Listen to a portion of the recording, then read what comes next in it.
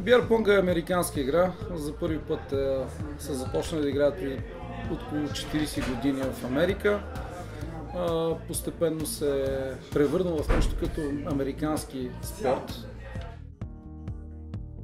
Бир понг се играе от отбори от по двама души. Застават в двата края на масата по един отбор и пред всеки един от тях има по 10 чаши. Целта на всеки един от отборите е да отстрани пръв чашите на другия отбор, преди неговите да бъдат отстранени. Играе се като се редуват двата отбора, хвърлят топчета, първо единия играч, след това втория. Ако случайно и двамата вкарат, получават трето топче, трети опит всъщност, и ако го реализират и него, свършва техния ход и е другия отбор на ход. При 6 чаши останали се формират пак в триъгълник. Аз забравих да кажа, чашите са 10 са в триъгълна формация, на 6 пак са в триъгълна, като останат 3 отново и последната слага отзад в средата. И това е в най-общи линии.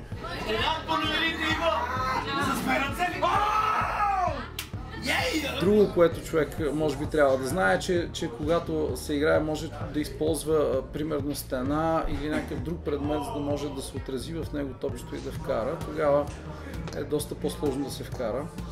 Когато са повече чашите в плътна формация, примерно 10 и 6, е хубаво да се тупка топчето няколко пъти, тъй като се намалява параболата и е по-лесно да влезе в чашата. Но когато са по-малко, една, две и така нататък, се хвърля отгоре, без да се тупка топчето, с парабола отново, за да е по-точно. Идеята на играта е да може да вкарва човек добре. За да може човек да вкарва добре, той трябва да има тренирана игра, да играе сериозно, да тренира много.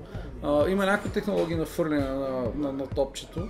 Една технология е човек да фърли директно по чашите, втората технология е да играе с тупкане. И има едно друго, трето хвърляне, което между другото в целия свят му казват българския куршум. Това е термина, при което се фърля ужасно силно и брутално и човек играе да бутне чашата, а не да вкара в нея. Това е българския куршум.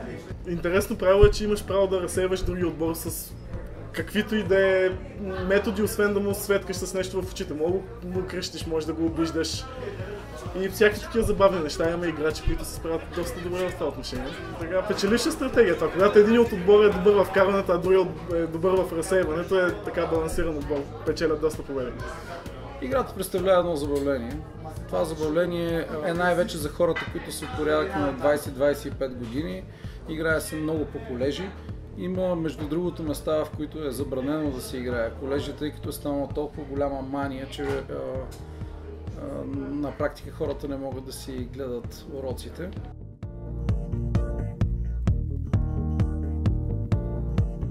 Да фърляш добре, да си спокоен, да не те притесняват. Това е горе-долу.